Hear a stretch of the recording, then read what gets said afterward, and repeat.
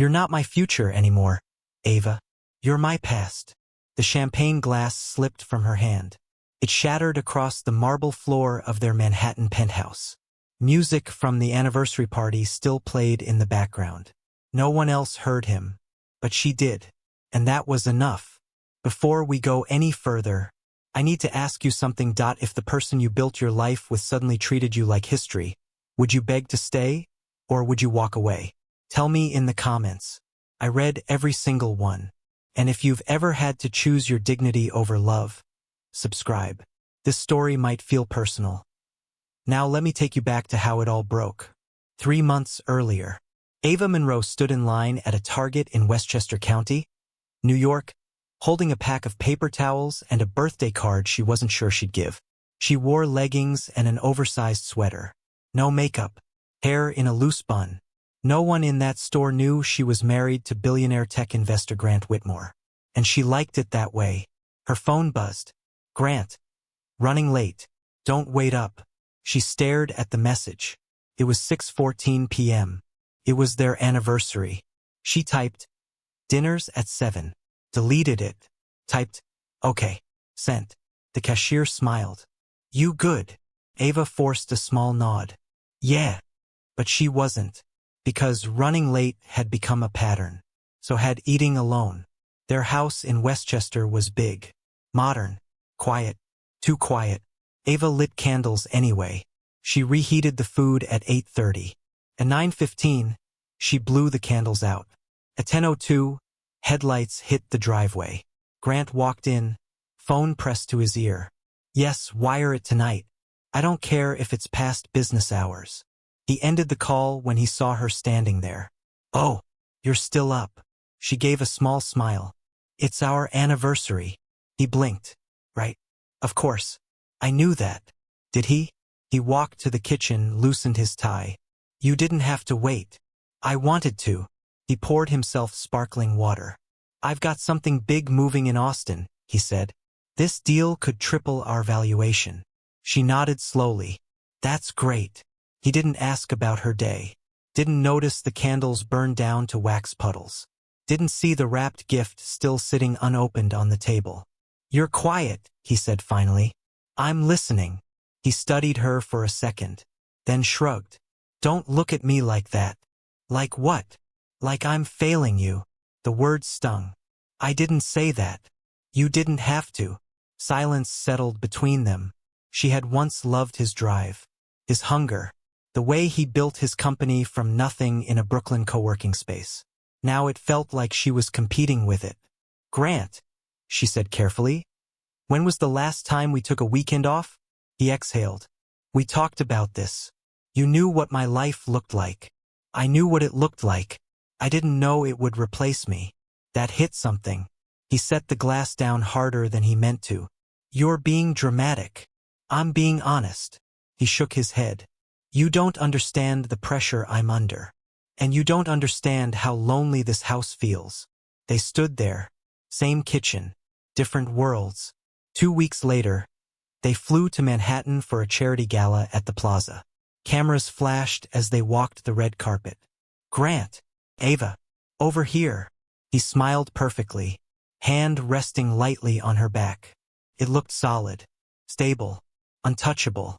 Inside, crystal chandeliers sparkled overhead. Wealth filled the room like perfume.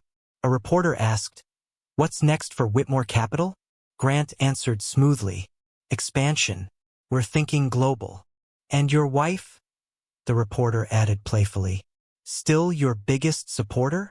Grant laughed. "Of course. She's been there since the beginning." Since the beginning. The words felt heavy, because lately it felt like she'd been left there. That night, back at the penthouse, she tried again. "I've been thinking about going back to school," she said softly. "Maybe finishing my architecture degree." He was scrolling through emails. "Why?" "Because I miss building things." "You don't need to work." "I didn't say I needed to." He looked up. "You're bored." She hesitated. "I'm disconnected." He stood up, frustration rising. "Ava, not everything is about feelings. Sometimes you have to push through seasons." "Is that what this is?" she asked quietly. A season. Yes. And if it's not? He didn't answer.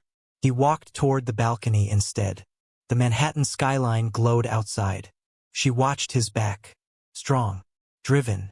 Untouchable. When had he stopped turning toward her? The night of the anniversary party arrived fast. Investors filled the penthouse. Laughter. Music.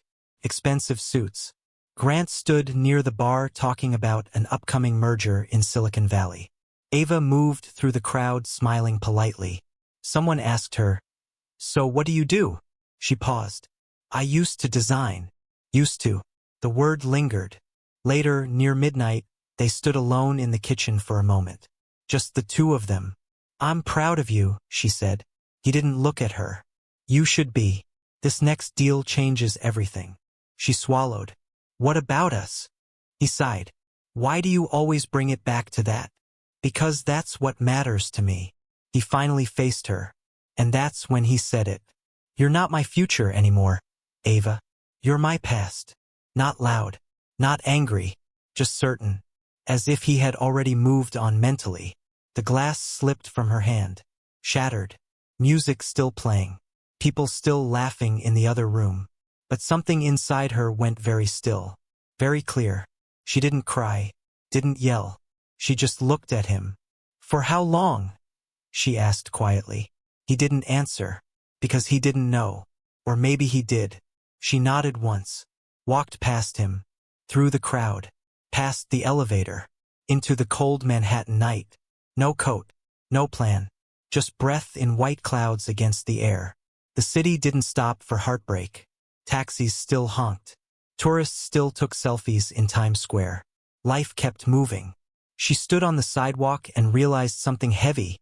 She had spent years helping build his empire. But somewhere along the way, she stopped building herself. And if she was truly his past, then maybe it was time to build a future he'd never see coming. But she didn't know yet that the man who would help her rebuild that future was about to walk into her life in the most unexpected way. The cold hit her first. New York in March doesn't care about your heartbreak. Ava stood on the sidewalk outside their Manhattan building, heels in one hand, phone in the other. Traffic rushed past. Yellow cabs. A bus hissing to a stop. Somewhere someone laughed too loud. Inside, her husband's party was still going.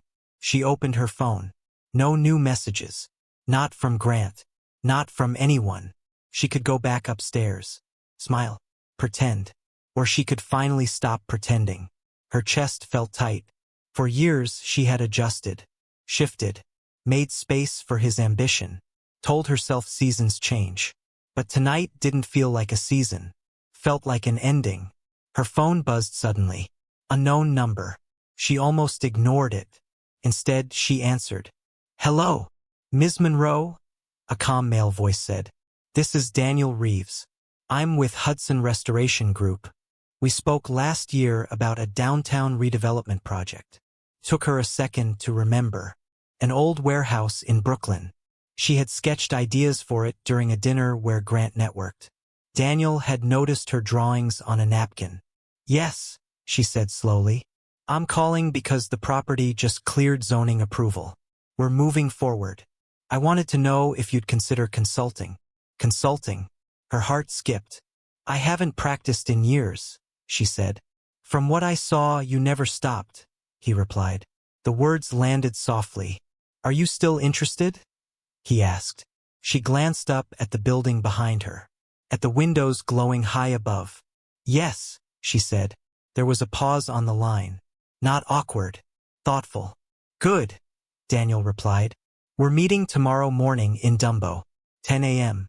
Can you make it?" She hesitated. Tomorrow would mean staying in the city. Facing Grant. Facing the words. "You're not too busy, are you?" Daniel added. She almost laughed. "No," she said quietly. "I'm not." The next morning, Brooklyn felt different from Manhattan. Less polished. More real. Ava walked along the cobblestone streets of Dumbo. The Manhattan Bridge framed perfectly between brick buildings. Coffee shops opening. Dog walkers chatting. A man unloading crates from a delivery truck. Life here felt grounded. Hudson Restoration's office sat inside a converted warehouse. Exposed beams, tall windows, the smell of sawdust and fresh paint. Daniel stood near a large table covered in blueprints. He was in his late 30s. Rolled up sleeves. No flashy watch. No performance. When he saw her, he smiled. "You came. I almost didn't." "Why?" She shrugged. "Long night." He didn't push. Instead, he handed her a hard hat and walked her toward the back of the building. The warehouse they planned to restore stood across the street. Brick worn by time. Windows cracked. Steel beams exposed. "It used to be a textile factory," Daniel explained. "We want to turn it into affordable studio space. Artists, small businesses. Keep it local." She ran her fingers along the old brick wall. It was rough. Real. "What do you see?" he asked. Grant used to ask that question too. But his tone had been about profit. Daniel's felt different. She stepped back. Studied the structure. "Natural light from the east side," she said slowly. "Open floor plan. Preserve the brick. Add steel framing but keep the bones." His eyebrows lifted slightly. "You've thought about this." "I've always thought about it." He looked at her more closely now. "Why'd you stop?" She held his gaze. "I married a man who was building something bigger. And there wasn't room for both?" She didn't answer. That was answer enough. Back in Manhattan, Grant noticed she hadn't come home. He checked his phone. No message. He frowned. Pride told him not to reach out. But something uneasy stirred in his chest. At 11:15 a.m., he finally texted. "Where are you?" She didn't respond right away. She was standing inside the warehouse now, sunlight cutting through dusty windows. Daniel had handed her a pencil. "Sketch it," he said simply. Her hand moved before she could doubt herself. Lines formed. Arches. Light wells. Open communal tables. She forgot about Manhattan. Forgot about the party. Forgot about being someone's past. For the first time in a long time, she felt present. Her phone buzzed in her coat pocket. She ignored it. Daniel watched her draw. Not in a way that made her uncomfortable. In a way that looked impressed. "You should have never stopped," he said quietly. The words were steady. No flattery. Just truth. Something inside her shifted. Because no one had said that in years. By the time she left Brooklyn, the sun was setting over the East River. She checked her phone. 3 missed calls from Grant. 2 texts. "We need to talk. Don't make this dramatic." Her chest tightened again. "Don't make this dramatic." As if being told she was the past was casual. She took the subway back to Manhattan. No driver. No luxury car. Just metal seats and strangers staring at their phones. Felt honest. When she stepped into the penthouse, Grant was waiting. "You ignored me," he said immediately. "I was working." He blinked. "Working?" "Yes." He looked confused. "On what?" "On something that matters to me." He ran a hand through his hair. "Ava, last night." "You meant it," she said calmly. He paused. "I was frustrated." "But you meant it." Silence. That was enough. She set her purse down. "I'm consulting on a redevelopment project in Brooklyn." His expression hardened slightly. "You don't need to do that."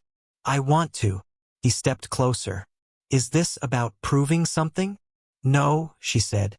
"It's about remembering who I am." He studied her face. Something had changed. She wasn't pleading.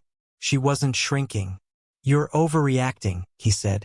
"No," she replied quietly. "I'm waking up." The words hung in the air. For the first time, he looked unsure. Because the woman standing in front of him didn't look like his past. She looked like someone stepping into her own future. And neither of them realized yet that the man in Brooklyn wasn't just offering her a project. He was offering her a mirror. And soon, she would have to decide which version of herself she wanted to keep. The next week moved fast. Grant buried himself in work in Manhattan. Ava took the train to Brooklyn every morning. 2 lives. Same marriage. Different directions. On Monday, Ava stood inside the old warehouse in Dumbo again. Sunlight poured through the tall windows. Dust floated in the air like tiny sparks. Daniel walked beside her, reviewing her sketches. "You're good at this," he said. She gave a small shrug. "I used to be." "You are," he corrected. "Simple. Direct. No agenda behind it." They spent hours talking through floor plans, studio layouts, community space, affordable rent models. He asked her opinion and waited for the answer. Grant used to do that in the beginning. Now he mostly told. At noon, they grabbed sandwiches from a deli on Front Street, sat on a bench facing the East River. The Manhattan skyline stretched across the water. "That's where you live?" Daniel asked. "Yes." He nodded slowly. "Ever think about living somewhere smaller?" She smiled faintly. "All the time." Her phone buzzed. "Grant." She let it ring. Daniel noticed but didn't comment. "You good?" he asked instead. She looked out at the skyline. "I'm figuring it out." That evening, back in Westchester, Grant was waiting in the kitchen. "You've been gone all day," he said.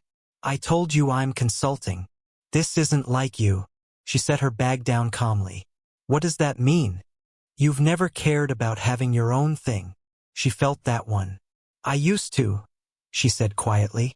He sighed. "Ava, we built a life. Why are you acting like you're missing something?" "Because I am." He leaned against the counter. "Is this about what I said?" "Yes." He looked frustrated. "I didn't mean you're worthless." "That's not what hurt," she replied. "You said I'm your past." "I meant the early days, before expansion, before global deals." "But you didn't say that." Silence. She held his gaze. "You've already moved on in your head," she said. "I just didn't realize it until you said it out loud." He shook his head. "You're twisting this." "Am I?" He didn't answer, because somewhere deep down he knew she wasn't. Wednesday afternoon, Grant showed up in Brooklyn unannounced. Ava was inside the warehouse reviewing material samples when he walked in. He looked out of place in a tailored suit among hard hats and exposed brick. Daniel stepped forward politely. "Can I help you?" "I'm looking for my wife," Grant replied. Ava turned. Their eyes locked. "What are you doing here?" she asked. "We need to talk." Daniel sensed the tension. "I'll give you space," he said quietly, stepping away. Grant lowered his voice. "This isn't necessary." "What isn't?" "This." He gestured around. "You playing architect." Her stomach tightened. "I'm not playing." "You don't need to prove anything." "I'm not proving anything." "Then what is this?" She stepped closer, lowering her voice. "This is me remembering I exist." Workers nearby pretended not to listen. Grant's jaw tightened. "You think I don't value you?" "I think you value what I represent," she said softly. "Support. Stability. The woman who was there before the money." "And that's not valuable?" "It is. But it's not all I am."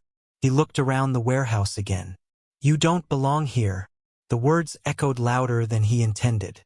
She felt something inside her go still. "Maybe I don't belong where I've been," she replied. He stared at her, as if seeing someone unfamiliar. "I don't recognize you," he said. "That's because I stopped shrinking." Silence filled the space between them. He glanced toward Daniel, who was speaking with a contractor across the room.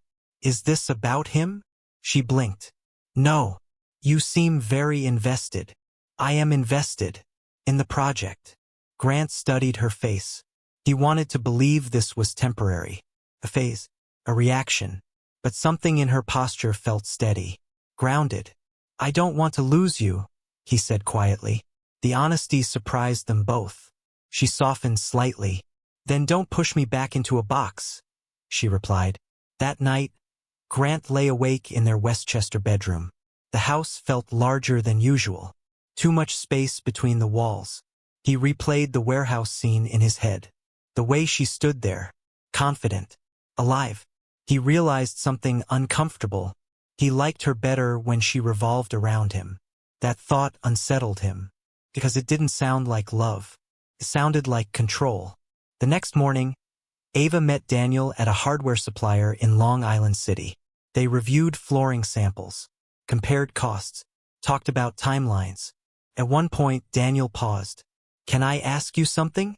She nodded. "Why now?" She knew what he meant. "Because I was disappearing," she said simply. He didn't look surprised. "You don't look like someone who should disappear." The words were calm, not flirtatious, just honest. Her chest felt warm for a second. Then her phone buzzed again. Grant. She silenced it. Denial works both ways. He was denying her growth. She was denying the cracks in their marriage. Both pretending this could return to normal. But normal was already gone. Later that evening, she found a folder on the kitchen island. Grant's travel itinerary. San Francisco, London, Singapore, 3 weeks away. No mention of her. No conversation about it. Just printed plans.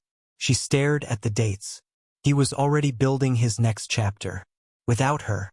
And as she stood there holding that paper in her hands, she felt the first real shift inside her heart. Not anger. Not sadness. Clarity. If he saw her as his past, she would stop asking to be included in his future. But what she didn't know yet was that someone else was quietly stepping closer, ready to build something with her, not around her. Grant left for San Francisco on a gray Monday morning. No argument. No real goodbye. Just a quick kiss on her cheek while checking his watch. 3 weeks, he said. "We'll talk when I'm back." She nodded. But she already knew talking wasn't the problem. Listening was. By Tuesday, Ava was spending nearly every day in Brooklyn. The warehouse in Dumbo was louder now. Contractors moving steel beams. Electricians pulling wire. The smell of fresh lumber and coffee mixed in the air. Daniel handed her safety goggles. "You ready?" he asked. "For what?" "To see your design come to life." She followed him inside. Half the east wall had been opened to make room for larger windows. Sunlight poured in exactly where she had planned it. Her breath caught. "It's real," she whispered. "It was always real," he said. "You just needed space." They walked the length of the building together, stepping over tools and cords. At one point, a contractor asked Ava a question about ceiling height adjustments. She answered without hesitation. Confident. Clear. Daniel watched her, not stepping in, trusting her lead. That felt new. Later that afternoon, a supplier backed out unexpectedly. Delivery delays. Pricing changes. Daniel rubbed his forehead. "We're tight on timeline," he said. "I'll call the alternate vendor," Ava replied. "You don't have to." "I know." She stepped outside onto the sidewalk and made the call herself. Negotiated. Adjusted numbers. Locked in a new shipment from a company in Newark, New Jersey. When she hung up, Daniel was leaning against the brick wall watching her. "Remind me not to underestimate you," he said. A small smile tugged at her lips. "Most people do." He shook his head. "Not anymore." That night, instead of going back to Westchester, she stayed late in Brooklyn. They ordered pizza from a place on Washington Street. Sat on overturned buckets inside the warehouse. Music played low from someone's speaker. "You ever regret it?" Daniel asked. "Regret what?" "Putting your career on hold." She stared at the grease-stained pizza box. "I don't regret loving him," she said slowly. "I regret disappearing for him." He nodded. "That's a difference." She glanced at him. "What about you?" she asked. "You married." He shook his head. "Engaged once. Didn't work." "Why?"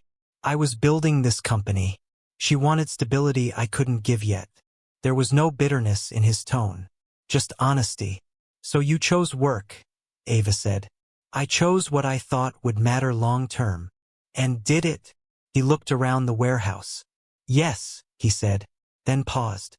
"But not in the way I expected." She felt the weight behind that. 2 people.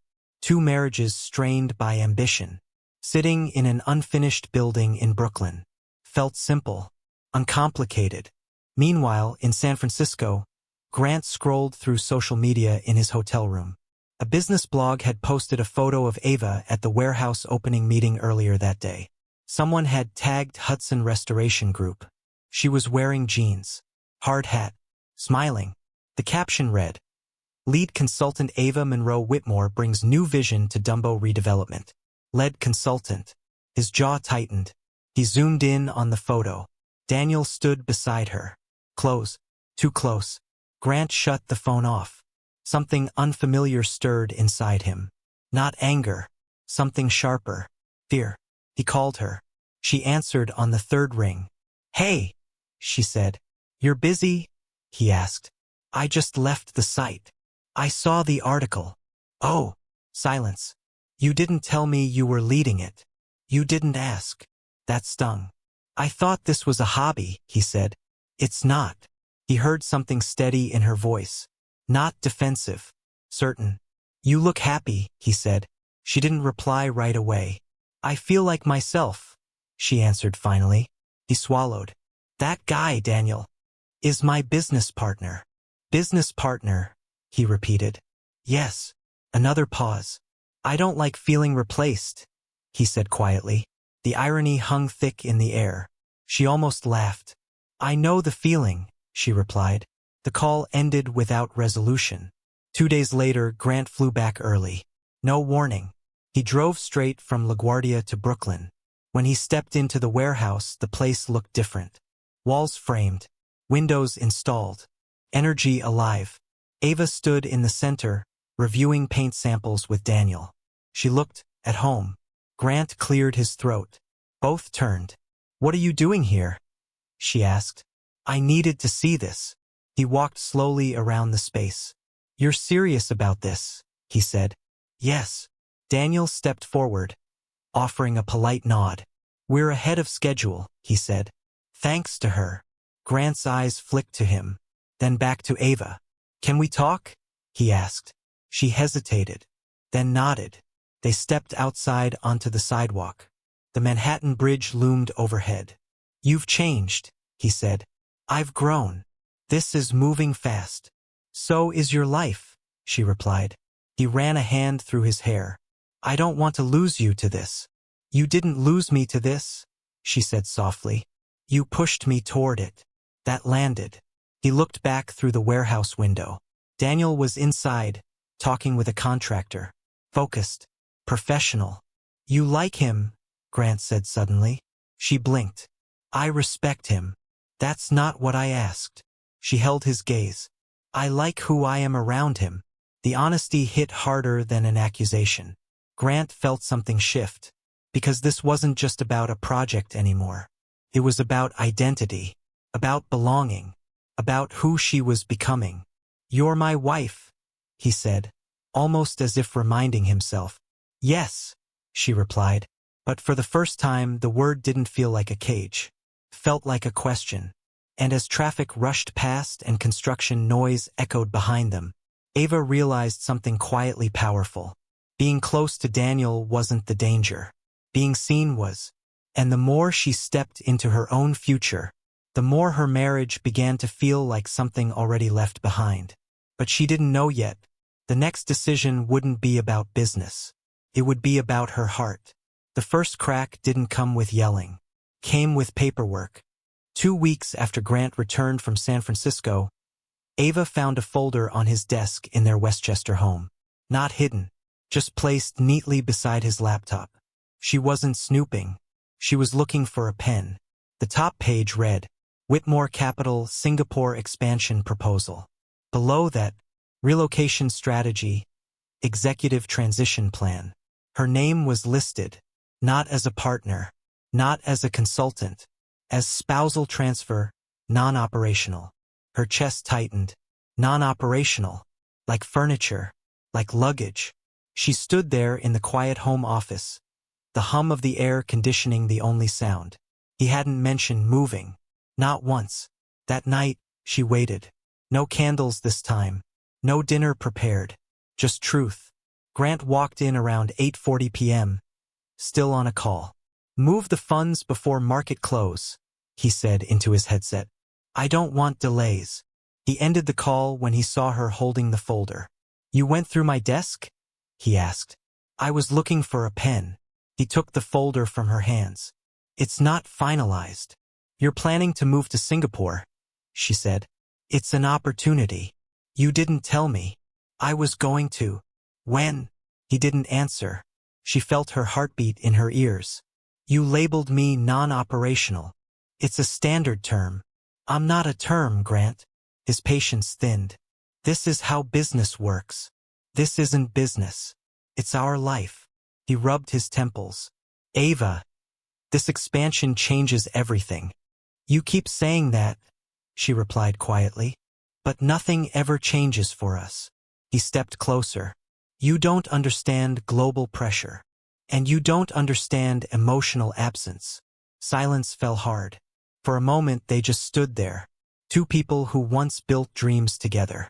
Now standing on opposite sides of ambition. The next morning in Brooklyn, Ava tried to focus. The warehouse was nearly finished. Fresh paint, polished concrete floors, large windows flooding the space with light. But her mind was somewhere else. Daniel noticed. You're not here today, he said gently. She forced a small smile. Just tired. He didn't push. Instead, he handed her a cup of coffee from the corner shop. They walked slowly across the space. Talk to me, he said finally. She stopped. He's moving, she said. Moving where? Singapore. Daniel blinked. That's far. Yes. Are you going? She didn't answer. Because she didn't know. Or maybe she did. I don't want to be relocated like a package, she said quietly. You shouldn't be. The simplicity of his answer made her eyes sting. No lecture. No ego. Just truth. He says this changes everything, she whispered. Does it? Daniel asked. She looked around the warehouse. At the studio spaces nearly ready for artists. At the community board she helped design. At the future she could see forming. Yes, she said. It does. That evening, Grant attended a private dinner in Midtown with investors from London. Crystal glasses, tailored suits, quiet deals made over steak and bourbon. One investor leaned in. I hear your wife's running a project in Brooklyn. Grant stiffened slightly. Yes. She'll adjust to Singapore? He forced a tight smile. She'll come around. But something about saying it felt wrong. Because she hadn't come around in weeks. She had stepped forward. And he hadn't noticed soon enough. Back in Westchester, Ava packed a small overnight bag. Not for Singapore. For space. She left a note on the kitchen island. I need time to think. No anger. No drama. Just clarity. She drove back to Brooklyn. Daniel was still at the warehouse, finishing up late. When she walked in, he looked surprised. You okay? She nodded. Can I just sit here for a while? Of course. They sat on the floor near the windows, the Manhattan skyline glowing across the river. No music, no construction noise, just quiet. For a long time, neither of them spoke. A train rumbled over the Manhattan Bridge. Cars moved below, the city breathing. Finally, she said, I don't think I can follow him anymore. Daniel didn't react quickly. He let the words settle. Because of me? He asked carefully. No, she said. Because of me. That mattered. He nodded. You deserve to be chosen, he said. The sentence landed deep. Chosen. Not relocated. Not adjusted. Not scheduled. Chosen. She turned to him.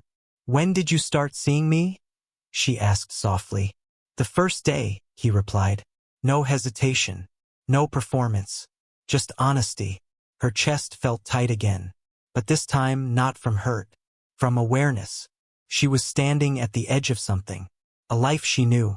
And a life she didn't. Later that night, her phone buzzed. Grant. She stared at it. Answered. Where are you? He asked immediately. In Brooklyn. You left. Yes. For him. The accusation stung. For myself. Silence on the line. You're my wife, he said. I know. You can't just walk away. I'm not walking away, she replied softly. I'm stepping toward something. And what is that? She looked across the warehouse.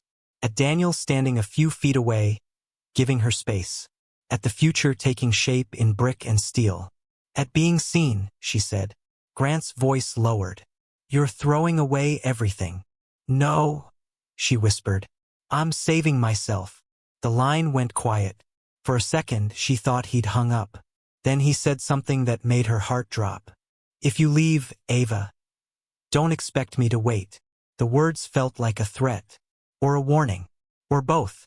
She closed her eyes. I don't need you to wait, she replied. She ended the call. Her hands trembled slightly. Daniel stepped closer. You don't have to decide tonight, he said. But she knew. This wasn't about tonight. It was about years. Years of shrinking. Years of adjusting. Years of waiting to be prioritized. And now, the unraveling was complete.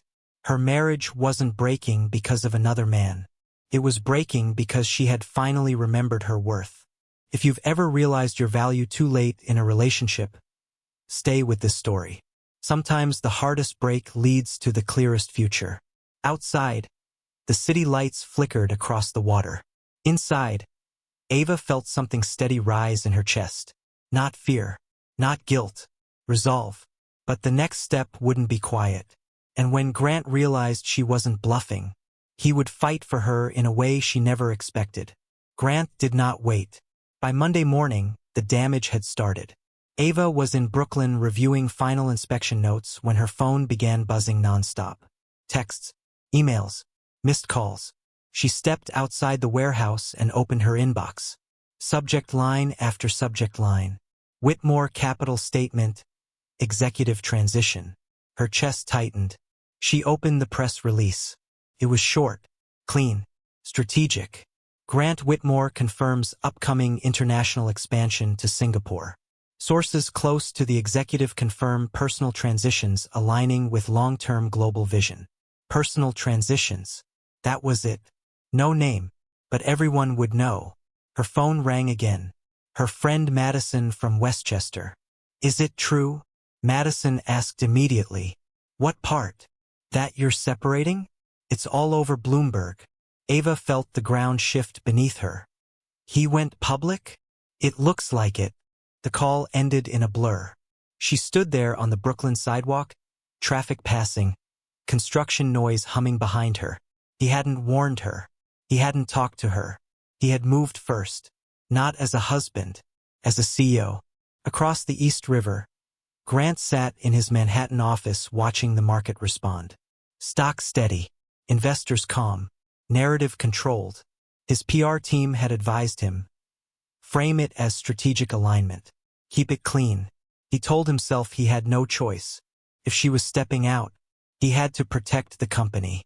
But when his phone stayed silent from her side, something uneasy crept in. He expected anger, a reaction. Instead, nothing.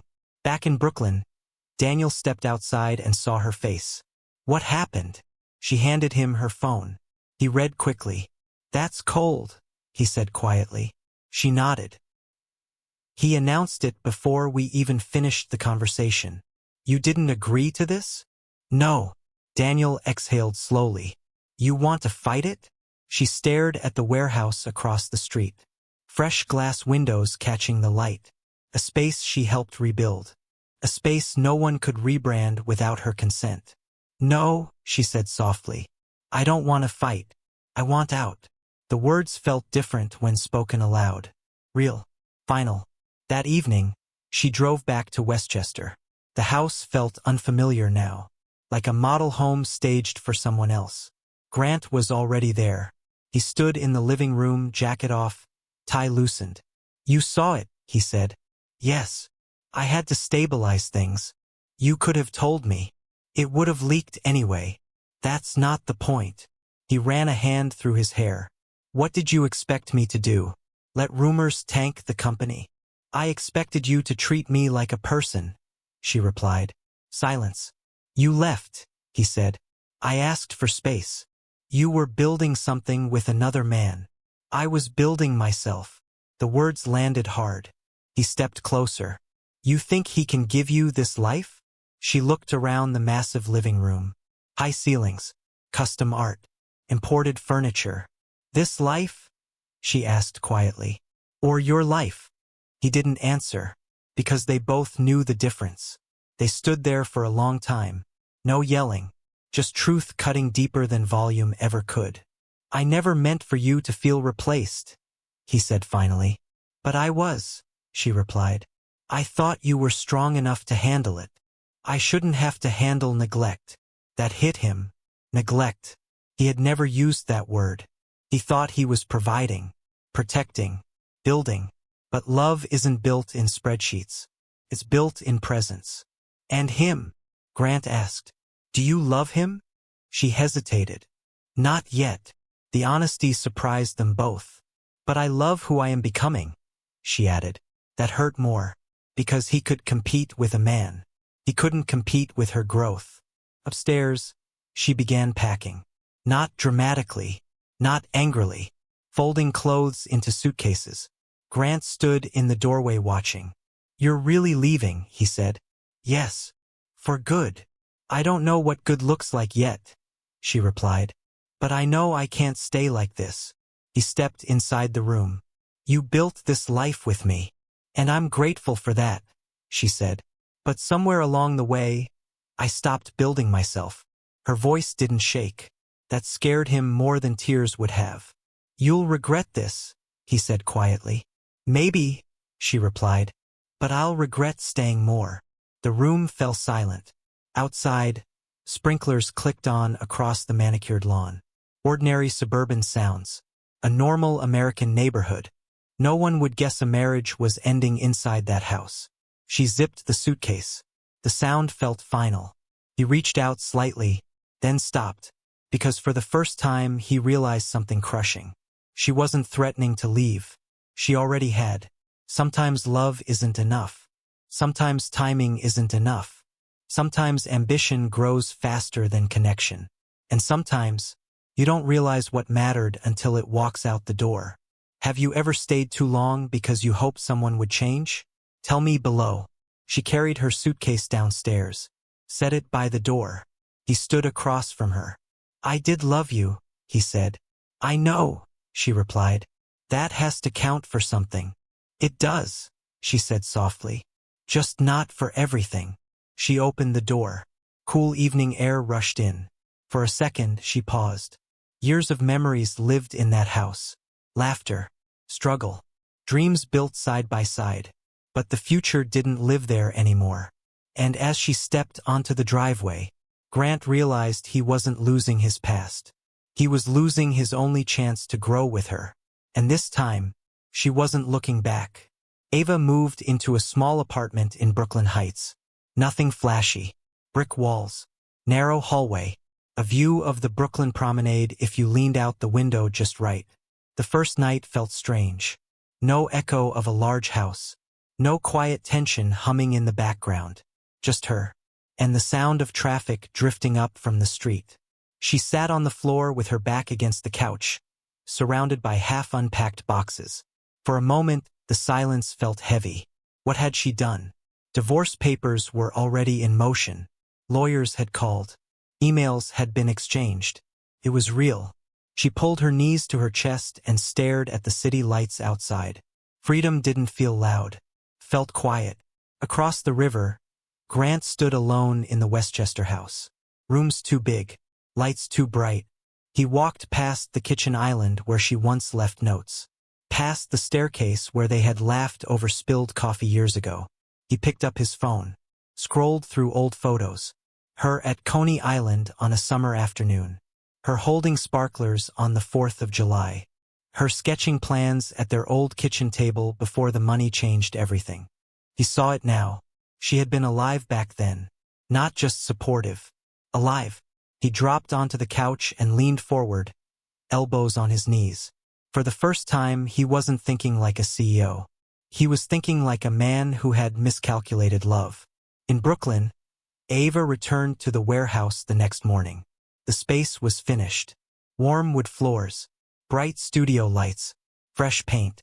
Artists were already moving in supplies. Easels, sewing machines, photography gear. Daniel stood near the entrance greeting new tenants. When he saw her, his expression softened. "You okay?" he asked. She nodded. "I moved out." He took a slow breath. "That's big." Yes. They stood side by side watching the building come alive. This place was more than a project. It was proof. Proof that broken things could be rebuilt. Later, after most people left, she walked through the building alone. No dialogue, just footsteps against polished concrete. Her fingers brushed the brick walls she once traced in dust. Sunlight streamed through the large windows she had insisted on. She stepped into the main studio space and stood still. The air smelled faintly of paint and wood. Outside, the Manhattan skyline shimmered. She remembered standing in her Westchester closet weeks ago, feeling small. Now she stood here, feeling grounded. Not because of Daniel. Not because of rebellion. Because she had chosen herself. Her phone buzzed softly in her coat pocket. She didn't look at it right away. She breathed first. Inhale. Exhale. When she finally checked it, Grant, can we talk? 3 simple words. Her chest tightened. Part of her wanted to ignore it. Another part knew she needed closure. She typed back. Meet me in Manhattan. Tomorrow. Bryant Park. Neutral ground. The next afternoon was cold but clear. Bryant Park sat tucked behind the New York Public Library. Office workers eating lunch. Tourists taking photos. The city moving as usual. Grant arrived first. No suit jacket this time. Just a wool coat and tired eyes. When she approached, he stood. You look different, he said. So do you. They sat on a bench facing the lawn. For a moment, neither spoke. I've been thinking, he began. That's new, she said gently. A small, sad smile crossed his face. I built everything so fast, he said. Company, expansion, reputation. I thought love would just stay. It doesn't stay by itself, she replied. I know that now. The words sounded heavy. I can change, he said. I'll step back from Singapore. Restructure. We can start over. Her heart pulled. Because once upon a time that was all she wanted. To be chosen. To be prioritized. But timing matters. And growth changes people. I believe you mean that, she said softly. Then come home. She looked at the city around them. The noise. The movement. The life she had stepped into. I don't think that house is my home anymore, she replied. He swallowed. What about us? She held his gaze. I loved who we were, she said. But we don't fit the same way now. He looked down at his hands. You're choosing him. No, she said gently. I'm choosing peace. That hurt more than anger would have. He nodded slowly. So this is it. Yes. The finality hung between them. No screaming. No drama. Just 2 adults facing truth. He stood first. I hope he makes you happy, he said quietly. I hope you learn what happiness actually is, she replied. Not cruel. Just honest. He walked away through the park, blending into the crowd. And for the first time, she didn't feel pulled after him. She felt steady. But steadiness isn't the same as certainty. Because now, for the first time in years, she was alone, free, open, and standing on the edge of something she hadn't allowed herself to imagine yet. Love that didn't require shrinking. Love that didn't need headlines. Love that felt unexpected. And the next time she saw Daniel, everything would shift.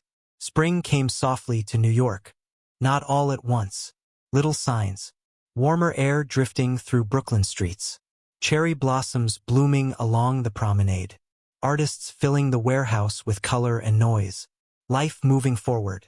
The grand opening of the Dumbo studio space was set for a Saturday afternoon. String lights hung across the entrance. A small jazz trio played near the door. Neighbors from the community walked in with curiosity. Families, students, older couples holding hands. Ava stood near the front, greeting guests. She wore a simple navy dress. No diamonds, no headlines, just her. Daniel walked over carrying 2 cups of coffee. You nervous? He asked. A little. You built this, he said. Let it breathe. She looked around the space. Paintings lined the walls. A small bakery pop-up served pastries near the back. A photographer adjusted lights in one of the studios. It wasn't flashy. It was real. And it mattered. Daniel handed her the coffee. Their fingers brushed. Neither pulled away too fast. "Thank you," she said quietly. "For what?" "For seeing me before I saw myself." He held her gaze. "You were always there. No grand speech. No dramatic music. Just steady truth." Across the river, Grant sat alone in his Manhattan office. He had officially postponed the Singapore expansion. Not because of business. Because he needed to figure out who he was without constant motion. He opened his laptop. Saw an article about the Dumbo redevelopment. A photo of Ava smiling in front of the brick building. This time he didn't zoom in on Daniel. He zoomed in on her. She looked peaceful. He leaned back in his chair. And for the first time he understood something fully. Love isn't ownership. It's alignment. And he had tried to drag her forward instead of walking beside her. He closed the laptop. Not bitter. Just aware. Sometimes losing someone is the lesson you need. Back in Brooklyn, the event wound down as evening approached. Golden light streamed through the tall windows. Guests slowly filtered out. The jazz trio packed up. Only a few people remained. Ava stepped outside for air. The Manhattan skyline glowed across the East River. Daniel joined her. "Big day," he said. "Yes. You did good. We did." He smiled slightly. Then his expression shifted. More serious. "There's something I've been holding back," he said. Her heart skipped once. "What?" "I didn't want to complicate things while you were still married. You deserved clarity first." She appreciated that. "Now?" she asked. "Now I need to be honest." He stepped closer. Not rushed. Not dramatic. Just present. "I care about you," he said. "Not because you left him. Not because of what you built here. I care about who you are when you're quiet. When you think. When you doubt yourself and push through anyway." Her throat tightened. "I don't want to replace anyone," he continued. "I just want to stand beside you. If you'll let me." There it was. Simple. Clean. No performance. She looked at him carefully. This wasn't about rebellion. It wasn't about proving Grant wrong. It was about how she felt standing here. Safe. Seen. Equal. "I don't need saving," she said softly. "I know. I don't need rescuing. I know." She smiled slightly. "But I would like partnership." His answering smile was small but real. "Good," he said. "Because that's all I'm offering." The space between them felt warm. Not urgent. Certain. She reached for his hand. This time she didn't hesitate. He laced his fingers with hers. No fireworks. Just connection. Weeks passed. They didn't rush into headlines or big declarations.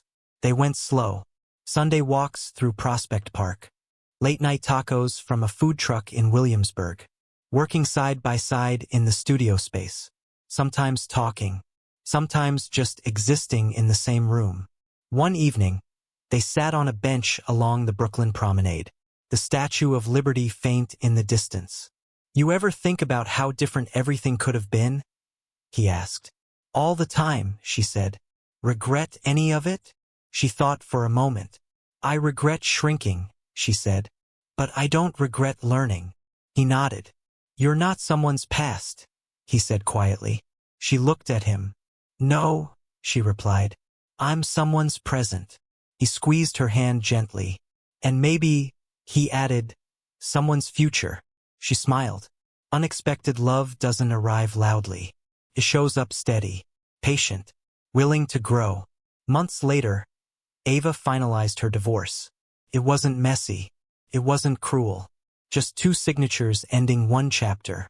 She walked out of the courthouse in downtown Brooklyn feeling lighter. Not because a marriage failed, but because she had chosen truth over comfort. Her phone buzzed. A text from Daniel. "Coffee at our place?" "Our place." She smiled at the words. The warehouse had expanded into a second floor. She now had her own design office inside. Her name on the door. Not as someone's spouse. As herself. When she walked inside, he was waiting with 2 cups from their favorite shop. "You good?" he asked. "Yes," she said. And she meant it. He stepped closer. "Still want partnership?" he asked softly. She reached for his hand again. Yes. Outside, the city moved like it always did. Subways running, people rushing, dreams building and breaking. But inside that brick building in Brooklyn, something steady had formed. Not built on status, not built on headlines, built on respect, on choice, on being seen. If you've ever had to lose something to find yourself, stay with stories like this. Sometimes healing begins where pride ends. That night, they locked up the studio together. Walked down the cobblestone street side by side. No cameras, no announcements, just two people choosing each other. And as they reached the corner, Daniel pulled her gently toward him. Not dramatic, not desperate, just sure. He kissed her softly beneath the glow of a street lamp. The same kind of glow that once lit a different life. But this time, she wasn't shrinking. She wasn't someone's past. She wasn't waiting to be included. She was standing fully in her own future. And for the first time, love felt like something that met her where she stood. Do you believe some people are worth the wait? Drop a heart in the comments if this story hit you. Thank you for watching this story to the end. If you enjoyed this story, you will surely love the next one. It's as crazier and more intriguing as you can ever imagine. So do check it out. Click on the image showing on your screen right now to watch the next one.